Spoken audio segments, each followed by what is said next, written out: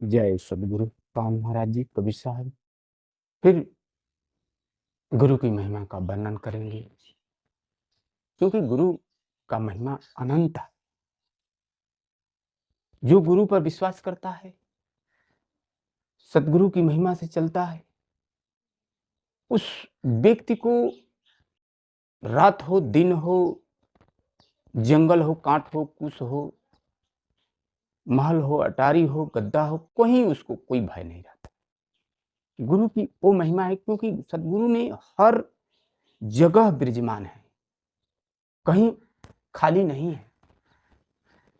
इसी से सिर्फ सारी गुरु पर विश्वास और सदगुरु की महिमा पर जो रहता है, किसी की जरूरत नहीं।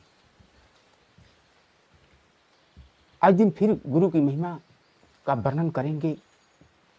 हम यही कहते हैं कि कोई व्याख्या करके दहला करके किसी चीज को आभास कराते हैं लोग। हम डायरेक्ट कहते हैं, हम अपने मन से नहीं कहते हैं।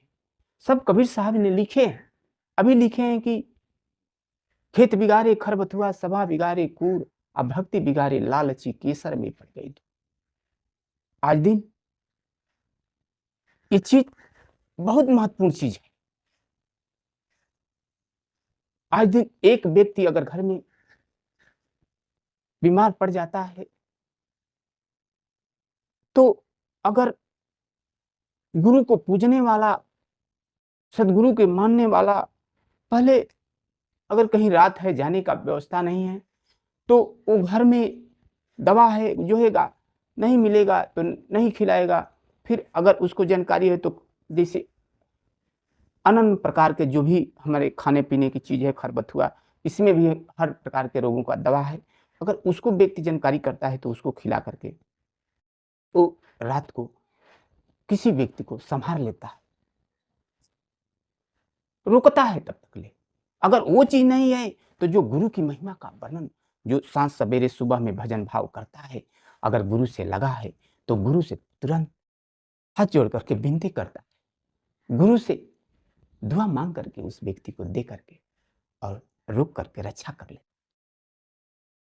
मनुष्य हर प्रकार का भरा हुआ है। आज दिन सभा सारी घर में जो ये परिवार हम लोग का है, एक सभा है। उस सभा में आज दिन हम देखते हैं टहलने के लिए रोड पर मां बहने से भर जाता है, लेकिन उसी घर में सास जो है एक लोटा पानी के लिए तरसती है। वह समय जो बेटिया, माँ, माताएं जो अपने पति, पुत्र, सास ससुर का सेवा करने में जो लवलीन हैं, उनको कहाँ टहलना जाना पड़ेगा। वो तो मस्त है घर ही में काम करने से, उनके सेवा कर देने से, एक गिलास पानी दे देने से उनका सब दुख, सब डर खत्म हो जाता है। उनको सुख शांति परमात्मा देने लगते हैं। उनको टहलने की जरूरत नहीं है, और उनका घर भी स्वर्ग के समान ईश्वर का वास होता है। जब बहू अच्छा से सारे परिवार को सींच देती है, उसमें ईश्वर रहते हैं। आज दिन हम देखते हैं सारे मनुष्य टहलने में लगे हैं। ये बताओ मुसलमान भाई लोग से एक नकल हम ले लें, जो व्यक्ति दिन में रात में 4 बार 5 बार जो नमाज पढ़ते हैं, उनको कहाँ टहलने की जरूरत है। ईश्वर से जुड़ गए, और जो बैठ उठ करके जो उनका व्यायाम हो जाता है, तो कहाँ उनको सब कुछ उनको मिल गया, सब कुछ मिल गया। अगर हम लोग हिंदू हैं, अगर भजन कर रहे हैं परमात्मा को, ड्यूटी पर से आए, काम करके आए, कहीं से आए, और कहीं दफ्तर में भी काम कर रहे हैं, अगर दफ्तर में ईमानदारी सच्चाई से काम कर रहे हैं, समय से जाते हैं आते हैं, तो व्यायाम है, वो सुख है। वो व्यायाम हर सुख में काम करता है। अब आए घर में और आधा घंटा 1 घंटा हमने गुरु का भजन कर दें, तो वो सुख, वो शांति का क्या वर्णन करें। हमें व्यायाम की जरूरत नहीं पड़ेगी। दुख हमारे से 100 गुना दूर भगा रहेगा अगर अपने कर्मों से टाइट नहीं है।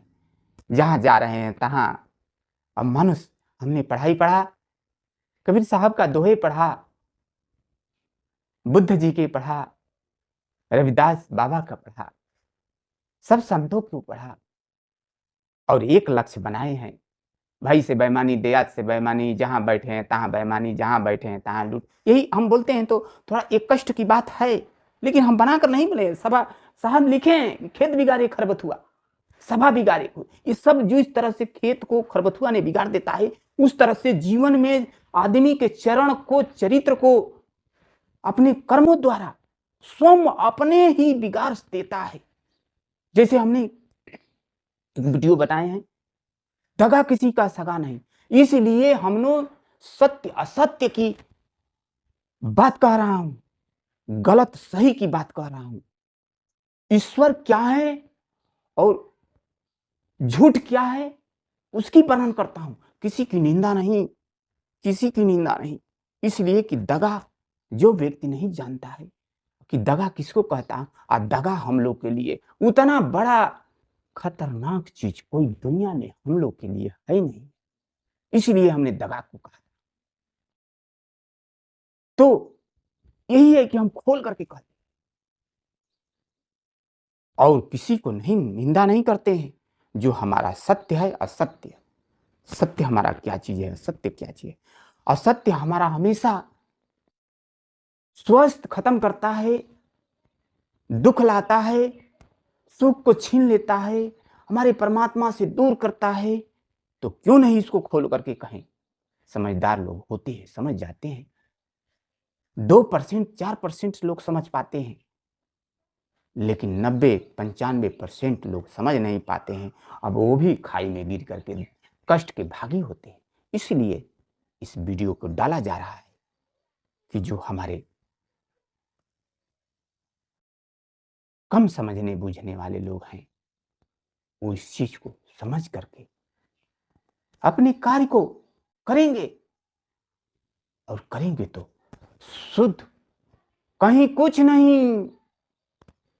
पहाड़ पर चले जाओ, जब घर की माँ जो रो रही है और खुश करने, पहाड़ पर रहने वाली माँ को खुश करने जा रहे हो, कभी वो माँ तुम्हें बर्दाश्त नहीं करेगी। जिस माँ के लिए पहाड़ पर पूजे देने जाते हो, जिस राम को घर में अगल बगल तेरा भाई हो, देहात हो, माता हो, पिता किसी का भाई हो, अगर भूखन तड़प रहा है और तुम उस राम को जो होने जाते हो, जो जंगल में, वो राम किसी व्यक्ति को बर्दाश्त नहीं करेंगे। वो राम इस चीज को बर्दाश्त नहीं करते हैं कि बाप भूखा हो, भाई दुखिया हो और हमने उधर जाकर के नहीं। अरे अपने राम, जो राम ये बोल रहा है, राम हम लोग के अंदर, वही राम जो संसार को रचा, सारे जगत को बनाया, चिड़िया 14, चिड़िया, चुरुंग, चूंटी, जीव जंतु, मनुष्य सबको बनाया, और वो राम कहीं नहीं, इसी में भरा है। इसी में रावण हम बन सकते हैं, राक्षस बन सकते हैं, और राम भी बन सकते हैं, कृष्ण भी बन सकते हैं, ईसा मसीह बन सकते हैं, अल्लाह बन सकते हैं। लेकिन इस शरीर से किसी को कष्ट देने से, अरे निंदा करना है तो झूठ को जरूर निंदा करें, गलत को जरूर निंदा करें, बेईमानी को जरूर निंदा करें, बुराई को जरूर, कोई कहता है कह दीजिए। ये सबसे बड़ी भक्ति सदगुरु ने बताई, और सत्य है चलने का। सबको जितना ज्ञान है सबको मार्ग दे, क्योंकि ये हर पल सबको सुख देने वाला परमात्मा सतगुरु है। अगर कोई त्रुटि गलती हुआ है कहले सुनने में आप लोग क्षमा करेंगे। जय सतगुरु पवन महाराज जी, कबीर साहब।